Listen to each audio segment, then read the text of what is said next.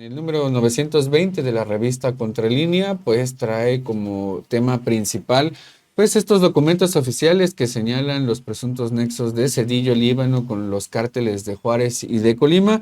Es un tema bastante relevante porque pues la revista Contralínea consultó algunos archivos en los cuales pues presuntamente tendría este nexo de Zedillo y de su primer círculo, incluso de familiares, con estos dos cárteles, el cártel de Juárez y el cártel de Colima, y pues señalan justamente pues este tipo de nexos. Son tres documentos en los cuales se destaca este tipo de vínculo.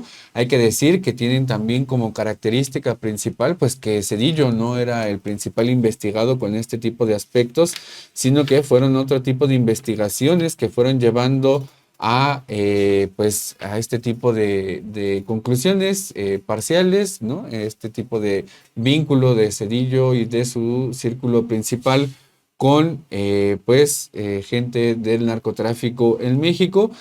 Además, otra de las características que ya lo había mencionado en su pregunta nuestra compañera Nancy, pues ninguno de ellos prosperó, ninguno de estos documentos se judicializaron y Zedillo sigue hasta la fecha impune después de todo este silencio que ha hecho cuando terminó su mandato en el año 2000. Ahora regresa como líder moral de la derecha.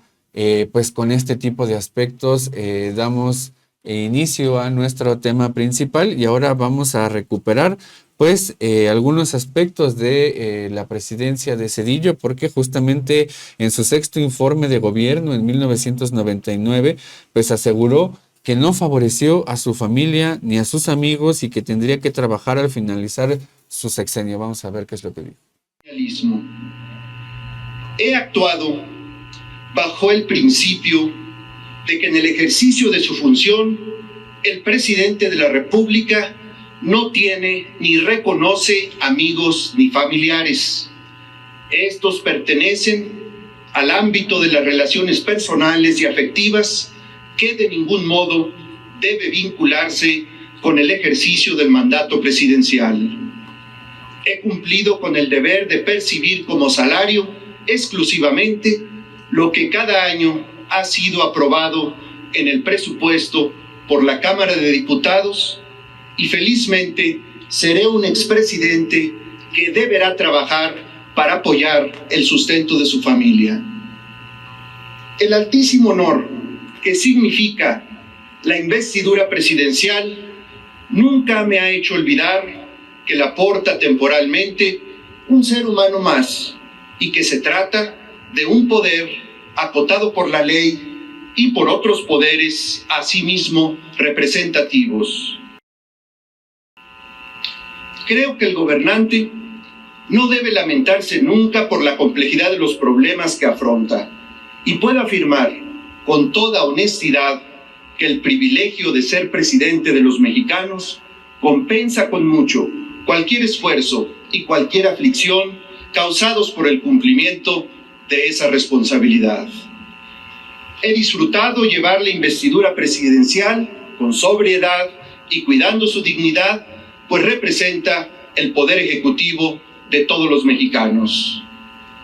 Entiendo la tolerancia como el reconocer y respetar que en el marco de la ley los demás no piensen, no opinen, no decidan y no actúen como uno mismo. He ejercido la presidencia practicando la mayor tolerancia posible, pero sin abdicar de ninguna de sus responsabilidades. Por muchísimas razones de convicción política, de estrategia básica y de experiencia personal, no creo que la represión sea solución a los conflictos sociales. Como presidente de la República, he preferido excederme en la tolerancia antes que adelantarme en el uso de la fuerza pública, incluso legal y legítima, y aún ante claras provocaciones. Con palabras y con actos he mostrado mi ideología. Muchas de mis convicciones están fuertemente influidas por el liberalismo que floreció en México con la generación de la reforma. Sin ambigüedades, soy liberal en lo político y en lo económico. Creo que la libertad política irrestricta de los ciudadanos, que solo confiere la democracia, es condición indispensable para el desarrollo de los pueblos y las naciones. Ahí las palabras del expresidente Ernesto Zedillo, pues quien además dijo que al final de su mandato pues tendría que trabajar, pero pues al finalizar su sexenio sigue cobrando una pensión que además la pagamos todos los mexicanos y que según la última actualización de Contralínea, esta pensión que además es vitalicia asciende a los 136,000 pesos mensuales, algo que pues contradice su propio discurso y además en esto que escuchábamos también él hablaba de que durante su gobierno no había represión ni nada, pero los 3 archivos que hoy les estamos presentando aquí en Contralínea, estos 3 archivos que además forman parte de documentos oficiales de la Sedena y la Procuraduría, hoy extinta Procuraduría General de la República, pues no solo lo vinculan con estos 2 cárteles, sino que como lo mencionaba Aníbal, ninguno de los 3 se judicializó y en cambio las personas que estuvieron relacionadas o que declararon o que forman parte de los testimonios que se asientan en estos documentos, una de ellas fue exiliada, la otra fue detenida y el otro fue asesinado. Aníbal. Así es, hay que mencionar pues justamente que estos 3 archivos o en estos 3 archivos que están en poder de Contralínea, pues se acusan estas presuntas relaciones estrechas con narcotraficantes y los familiares de Ernesto Zedillo, su esposa Nilda Patricia Velasco Núñez, su suegro Fernando Velasco Márquez y sus cuñados Fernando y Francisco Velasco Núñez, así como uno de sus brazos derechos en la presidencia, su secretario particular, Líbano Sáenz, que hay que decirlo, también el presidente Andrés Manuel, pues ha recuperado también en algunas otras ocasiones la participación que tuvo Líbano Sáenz en el tema del Fobaproa, porque en su conferencia matutina del 18 de febrero del 2020, pues relacionó a este tipo de personajes con las acciones que tuvieron en el pasado, principalmente el del Fobaproa, y pues es uno de los temas que ha sido uno de los mayores latrocinios que hay en el país, digamos, esta socialización de la deuda y la privatización de las ganancias, pues es lo que hemos tenido en este país desde hace bastantes años. Vamos a ver el video que tenemos preparado de esto. Cuando el Fobaproa, cuando la crisis económica que enfrentó Zedillo, lo que hizo fue convertir las deudas privadas de unos cuantos en deuda pública.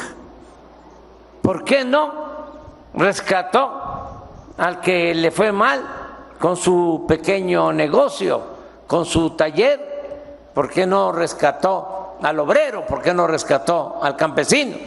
No, rescató a los potentados y le pasó la cuenta al pueblo, porque desde entonces, desde que tomó esa decisión hace más de 20 años, hay que estar pagando esa enorme deuda que cuando planteó ese rescate, él estimó que iba a costar 185,000 millones de pesos y el costo de esa enorme deuda es de 3 billones de pesos. Año con año, 40, 50,000, 60,000 millones del presupuesto público solo para pagar intereses de esa enorme deuda. Ahora que enfrentamos la pandemia que nos causó tanto daño, tanto dolor, se me acercaron muchos especialistas, expertos, economistas, que aplican esa política de ayudar primero a los de arriba y pedían que yo solicitara deuda a organismos financieros internacionales, a bancos de las grandes potencias económicas, y que ese dinero también se utilizara para apoyar a los de arriba. Me pedían también una tregua, es decir, que yo diera un plazo de meses para que los de arriba no pagaran impuestos. Les dije, no, ya eso no puede seguirse aplicando. Ahora es distinto. ¿Qué fue lo que se aplicó? Una política de atender de abajo hacia arriba. Es decir, desde la base de la pirámide social hacia arriba. Y me da mucho orgullo que somos 35 millones de familias en el país y 30 millones, de 35, 30 millones están recibiendo de manera directa, cuando menos, una pequeña cantidad, una pequeña porción del presupuesto público. Así, el presidente López Obrador exhibe a este personaje que es Ernesto Zedillo, y que además es expresidente de México, por el daño tan grande que le causó a México y a los mexicanos. Y en esta investigación que hoy tenemos publicada en la revista, que además es portada, pues destaca también, y que además fue escrita por nuestra compañera Nancy Flores, destaca el expediente militar. Este primer expediente se obtuvo gracias al testimonio de Eduardo González Quirarte, quien fue un integrante del Cártel de Juárez, liderado nada más y nada menos en esos años y de su máximo apogeo por Amado Carrillo Fuentes, también conocido como el Señor de los Cielos. También este expediente se vincula con un desertor de la Quinta Región Militar. Es el testimonio de un subteniente de la Fuerza Aérea de especialistas en mantenimiento de aviación, quien estos dos personajes, bueno, este desertor de la Sedena, se vincula al Cártel de Juárez y después conoce a González Quirarte, quien él ya estaba dentro de esta cúpula. En varias pláticas que ellos sostuvieron, pues revelaron que su jefe, Amado Carrillo Fuentes, había sido financiado por Líbano Sáenz durante la campaña presidencial de Ernesto Zedillo. Hoy, pues nada más y nada menos que Líbano Sáenz es abierto opositor a la campaña del presidente López Obrador, y en ese momento este personaje era el segundo al mando, una especie de vicepresidente. Incluso se llegó a hablar de que él llegara a asumir la presidencia o la candidatura para la presidencia después del magnicidio en contra de Luis Donaldo Colosio. Bueno, en este expediente militar también pues se asienta en estas pláticas que sostienen Eduardo González Quirarte y este desertor militar, pues que escucharon directamente a Amado Carrillo Fuentes decir que habían tenido relación con Líbano Sáenz. Y voy a leer una cita textual de esto que se recupera. Amado Carrillo Fuentes le comentó a Eduardo González Quirarte: compadre, ya mandé a pedir el dinero para hacer su regalito de Navidad al licenciado, haciendo referencia a Líbano Sáenz, para que nos vaya bien con Santa Claus. Y se agrega que el regalo, pues presuntamente sería una casa. Este es el primer expediente que tiene Contralínea en sus manos. Aníbal. Así es, Anaí. Y el otro expediente que también está en poder de Contralínea, pues es este expediente que estuvo en la extinta Procuraduría General de la República, es el expediente Leo. Y en este expediente pues también está este nexo descubierto que abrió en ese entonces la unidad especializada en delincuencia organizada dentro de la PGR, y traía pues nuevamente una línea de investigación que era la de operación y la estructura del Cártel de Juárez. Y ahí en esta indagatoria pues lo que hizo el agente especial Héctor Rodríguez Armendáriz era pues justamente intentar indagar y descubrir que los tentáculos de la organización criminal llamado Carrillo pues llegaban justamente a la Secretaría Particular de la Presidencia de la República y fue este investigador de este expediente, Héctor Rodríguez Armendáriz, pues fue ejecutado el 22 de junio de 1999 en Hermosillo, Sonora. Su cuerpo además fue encontrado en un lote baldío con las manos esposadas a la espalda y con 3 balazos en la cabeza. Digamos que estas son las condiciones en las cuales se fueron desarrollando la investigación y en las cuales también los implicados pues fueron ultimados.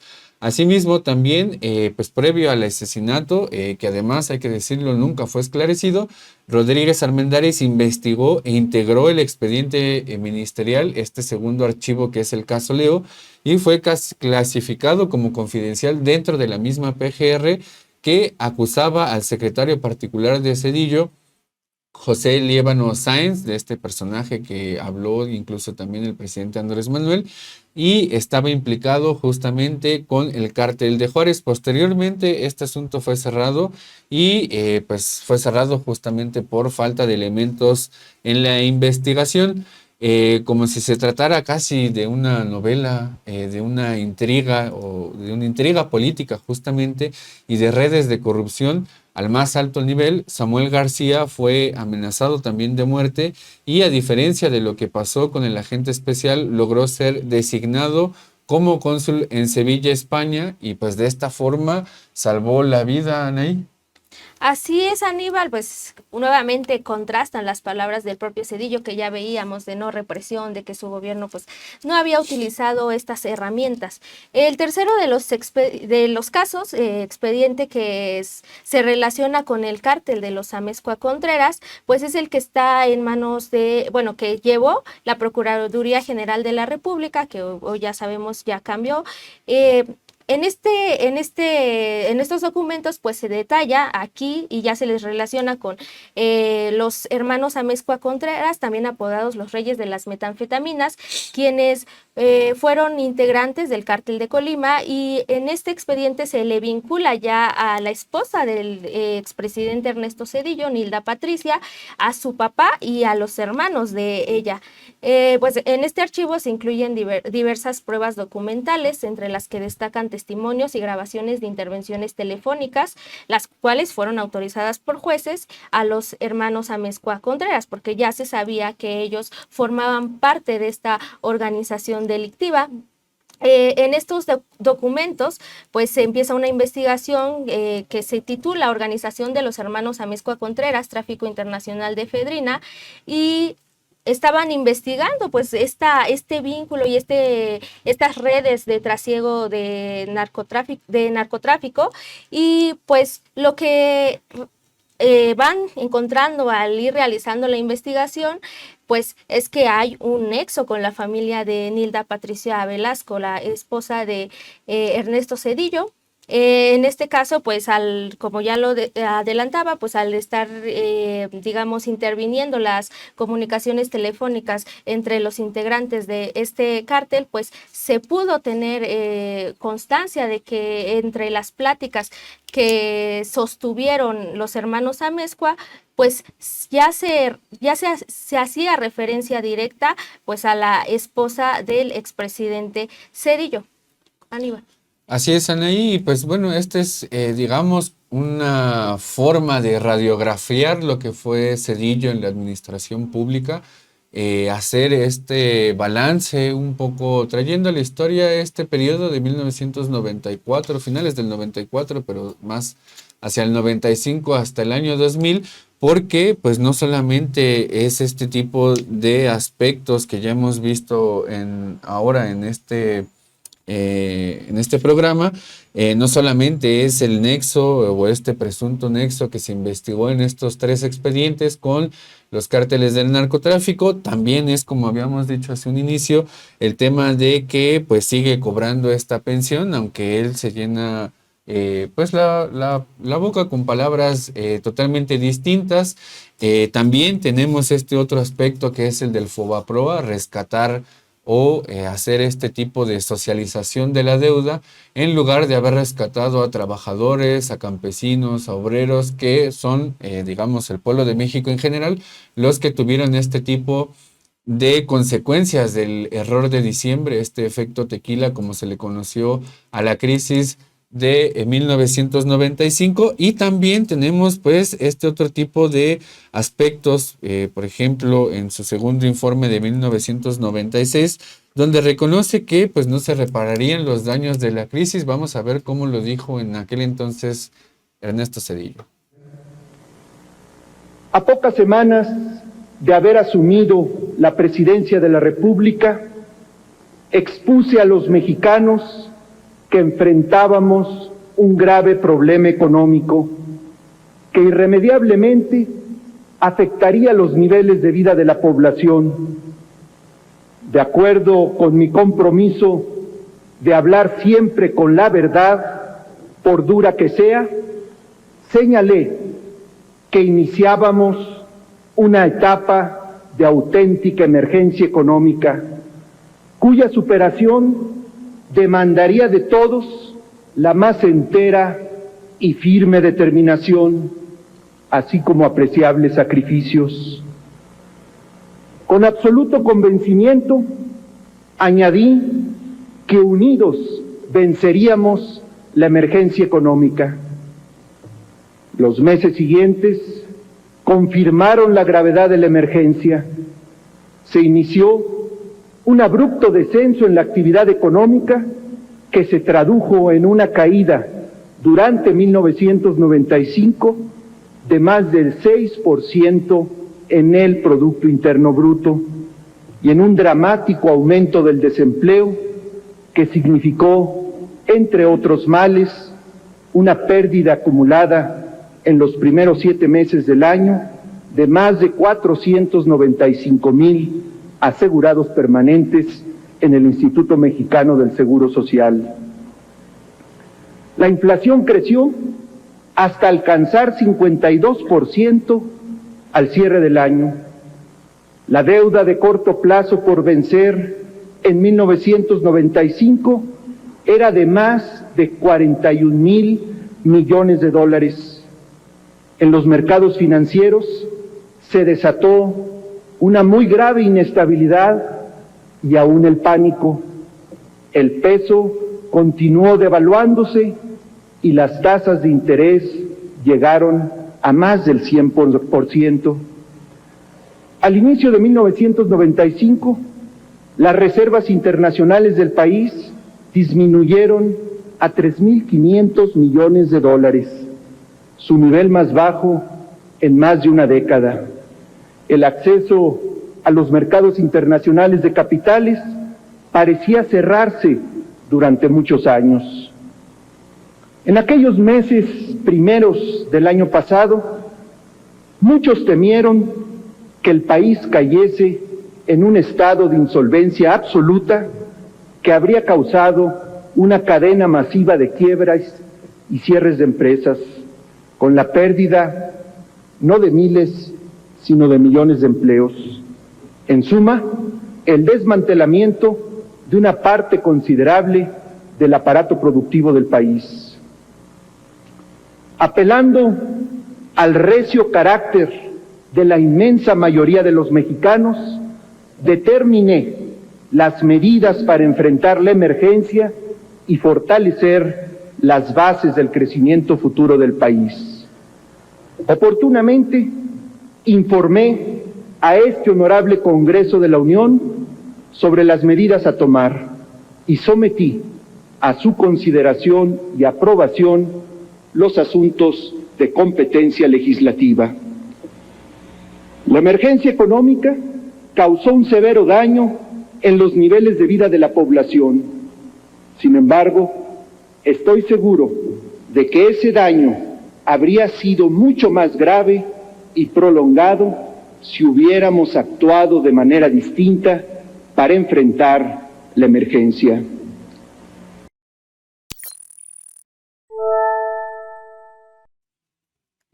Así, de esta manera narraba el entonces presidente Ernesto Zedillo los estragos de su error de diciembre, y como diría el presidente López Obrador, y con la hipocresía que caracteriza a la derecha, en este mismo segundo informe de 1996, el entonces presidente Zedillo, pues reconoce también que estos daños que se generaron producto de la crisis de este error de diciembre no se repararían.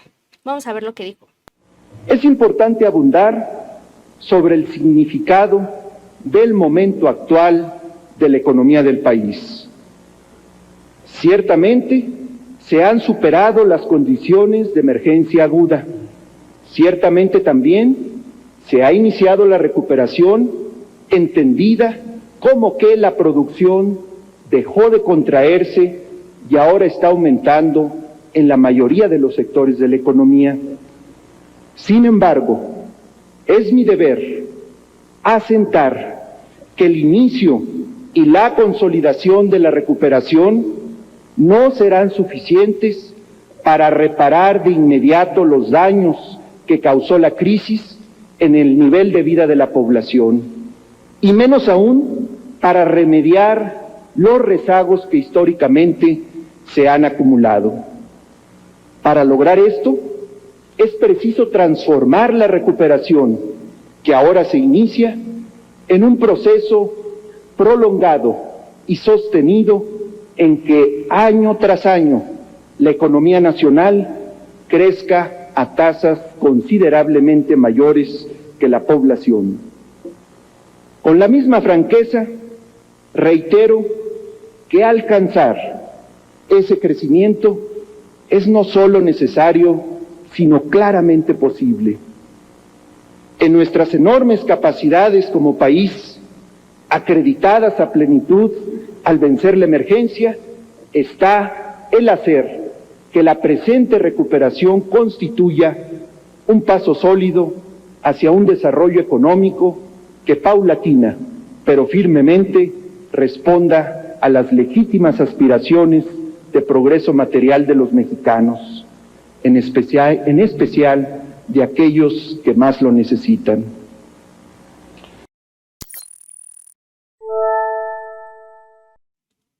Pues así mencionaba el expresidente Ernesto Zedillo en ese entonces, pues las consecuencias que tendría el error de diciembre y esta crisis en 1995, pues nada más recordar que ni la economía creció ni se mejoró el bienestar de la población, sino todo lo contrario. El crecimiento de la economía desde 1994 hasta el 2018 fue un crecimiento totalmente mediocre, fue del 2.4% a tasa anual, más o menos según las estimaciones que tiene el INEGI, pero digamos que todas las variables sociales, ¿no? Todos los indicadores de la población mexicana pues se fueron deteriorando, el ingreso de la población, el salario, la seguridad social, incluso el aumento de la economía informal pues fue parte de lo que experimentamos todas y todos desde aquel entonces y desde que el FOBAPROA fue aprobado. Y también recordar que justamente a partir de este préstamo que hace el gobierno de Estados Unidos para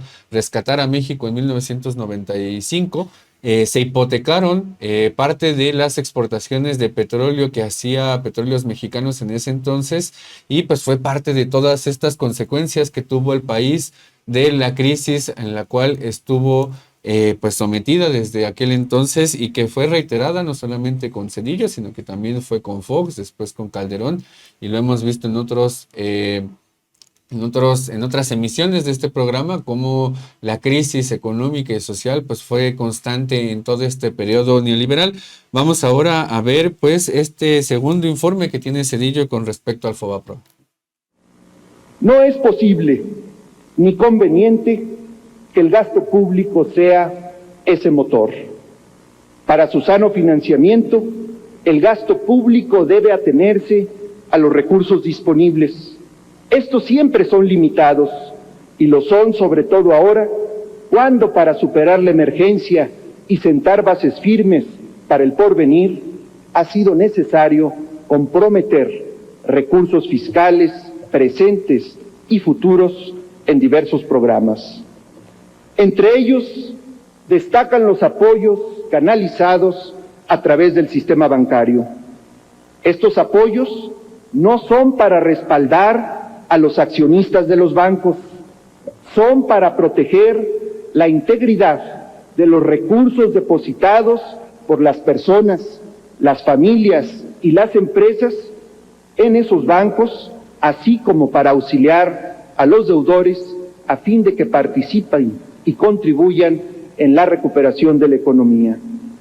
Por eso, se han comprometido recursos fiscales estimados a precios de 1996 en más de 180,000 millones de pesos que se irán erogando a lo largo de varios años.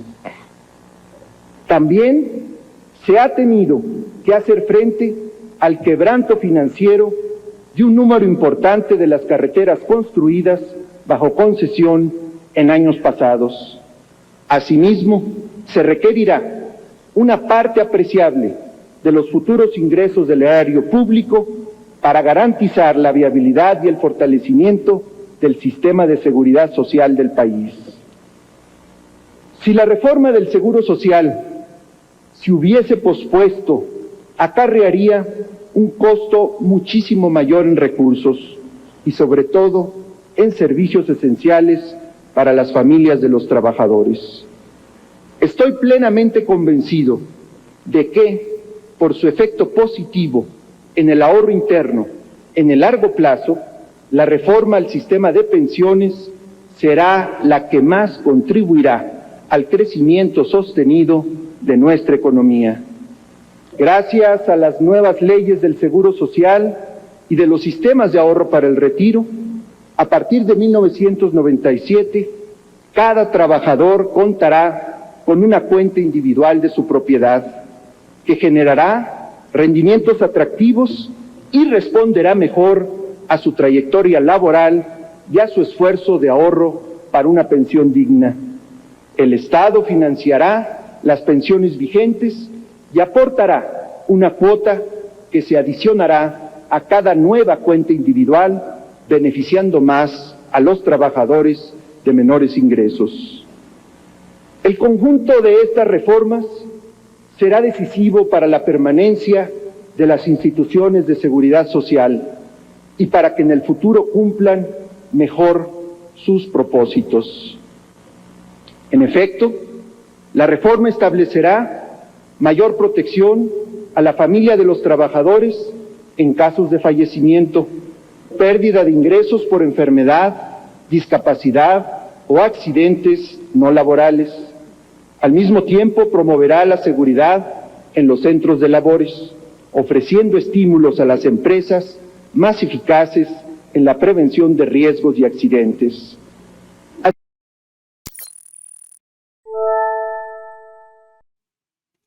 Pues este es el personaje que la oposición ya ha encumbrado como ahora su líder moral, ya que no les funcionó la estrategia con Claudio X González. Están rescatando a ciertos personajes que pues ahora ponen como líderes morales. Este personaje que tiene varias deudas con la justicia mexicana, no solo el Fobaproa, sino que también tiene otros delitos como pues rescatar a esta oligarquía mexicana con dinero del erario público, pues estos presuntos nexos con estos dos cárteles, el de Juárez y el de Colima, las masacres de Acteal, el Charco, Aguas Blancas y el Bosque, considerados crímenes de lesa humanidad, es decir, que no prescriben, y pues también esta estrategia de contrainsurgencia que emprendió cuando se dio el levantamiento del Ejército Zapatista de Liberación Nacional, y pues también condonarle el impuesto a sus hermanos. Este es el personaje que ahora rescata pues la derecha, que rescata a la oposición y que teniendo deudas con la justicia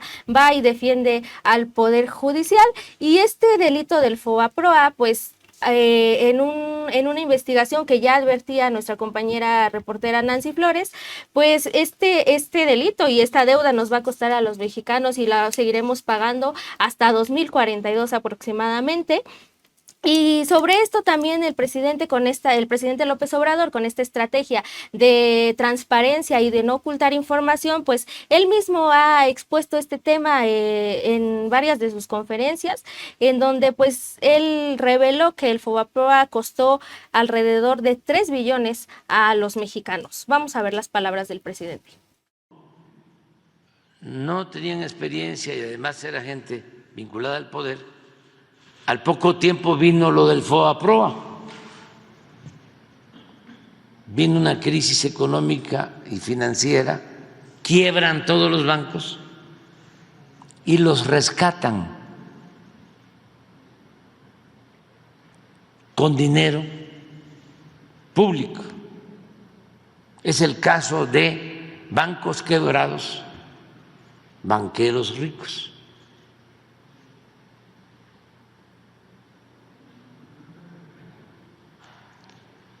Y todavía pues estamos pagando todos los mexicanos esas deudas porque se convirtieron las deudas privadas de unos cuantos en deuda pública. Esto fue con Salinas y con Zedillo.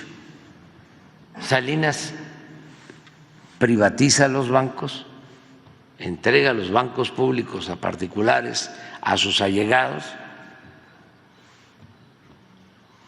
fracasan, quiebran, y Zedillo en el gobierno siguiente los rescata, convierte, repito, las deudas de banqueros y de empresarios en deuda de todos los mexicanos. 3 billones de pesos. Todavía hay que pagar esa deuda año con año, nada más de intereses, 50,000 millones de pesos. Y va a durar todavía un tiempo porque la deuda asciende aún a cerca de 1 billón de pesos. Bueno, dicho lo anterior, como dirían los oradores de antes, en ese tiempo pues no dejaron ni un banco público. Y cuando nosotros llegamos solo encontramos un banquito llamado Bansenfin, que la mayoría de la gente ni sabe que existía, porque realmente no existía. Pues ahí las palabras del primer mandatario recuperando pues el costo que implica el Fobaproa. Son 3 billones de pesos lo que implica este rescate que se hizo en el sexenio de Zedillo. Repetimos, se socializaron las deudas y las ganancias se fueron privatizando en un grupo que conforme fue avanzando la historia desde 1994, pues cada vez se hizo más oligárquico, más transnacional, fue perdiendo esta vocación del desarrollo nacional y se fue pues transnacionalizando justo conforme fue avanzando también el Tratado de Libre Comercio de América del Norte. Y pues bueno, en este tema principal que está hoy en la mesa de Contralínea, pues justamente hay varios aspectos y varias claves de análisis porque en la conferencia matutina del día de hoy pues se recuperaba toda esta labor que se hizo en el sexenio de recuperar la memoria histórica de estos archivos históricos que tiene el país. Se puso también en esta emisión pues las masacres que se hicieron en el PRI, ya lo recordaba hace un momento nuestra compañera Anaí, estas matanzas en Acteal, en el Charco, en Aguas Blancas, en el Bosque, toda esta política de contrainsurgencia que se tuvo en las décadas anteriores. Y justamente hoy es un día especial porque se cumplen 59 años del ataque o de esta acción que hicieron jóvenes en 1965, el ataque al cuartel Madera, y pues justamente la recuperación de la historia de nuestro país, de estas luchas en contra del autoritarismo, de estas luchas en contra de un partido que gobernó no, como decía en esto Cedillo, con mayor tolerancia posible, sino con este tipo de aspectos de llegar hasta excesos criticables y pues justamente hacer que toda esta represión cayera sobre el pueblo de México. Este tipo de aspectos pues ahora han cambiado. Esta conferencia matutina da pues justamente espacio a la pluralidad, a la diversidad de ideas y también a este ejercicio de transparencia de decir pues lo que está haciendo la administración pública en ahí, porque es algo que está cambiando en este país a partir de 2018. ¿Vale? Ok. Y pues ya para ir cerrando con este tema, pues nada más retomar como lo planteó el día de hoy nuestra compañera reportera Nancy Flores en la conferencia, ahora que Ernesto Zedillo pues ya salió a hablar del Poder Judicial, que ya está nuevamente en el ojo público, pues estaría súper bien que también salga a hablar sobre este tema, sobre estos vínculos con estos cárteles, estos presuntos vínculos con estos cárteles, pues que también salga a dar una declaración sobre ello y que después entonces ya vuelva a defender a este Poder Judicial, estos personajes que ha rescatado últimamente la derecha, que pues tienen un historial ya muy amplio de deudas con la justicia. También teníamos el caso que también planteó nuestra compañera reportera Nancy Flores de Genaro García Luna. Lo único cierto es que por lo menos en este sexenio a López Obrador no se le ha encontrado ningún acto de corrupción. Si existiera ya esta casa editorial, lo hubiera revelado, incluso uno de los pocos actos que se le comprobaron, pero no a él, sino a su administración, fue el caso de Segalmex, que se documentó en contralínea, a pesar de lo que digan las personas o algunos medios. Aquí documentamos los actos de corrupción. Al presidente López Obrador no se le ha encontrado ninguno, y lo único cierto es que estos personajes que hoy salen a defender pues al Poder Judicial, que ya también pues este movimiento se está muy debilitado porque fue una cuestión de soberanía popular, quienes salieron a emitir su voto, que fueron más de 35 millones de mexicanos que querían una reforma al Poder Judicial, porque pues la razón la dan estos mismos personajes que salen hoy a defender a este Poder Judicial, que en algún momento los defendió a ellos. Lo cierto es que hoy quien está defendiendo a este Poder Judicial es Genaro García Luna, quien fue el que se sentó en el banquillo de los acusados, fue encontrado culpable de 5 cargos. Ese es el personaje que salió a defender al Poder Judicial. Ese es el personaje que hoy descalifica al presidente López Obrador sin presentar una sola prueba que sea creíble. Y bueno, mientras él envía esta carta desde la cárcel, pues el presidente López Obrador ya está cerrando y concluyendo este sexenio con también niveles de aprobación pues demasiado altos. Antes de concluir, pues los invitamos a que lean esta investigación que ya está publicada en nuestra página contralinea.com.mx de nuestra compañera reportera Nancy Flores, y ahí podrán consultar también todos los documentos que estuvieron viendo en pantalla.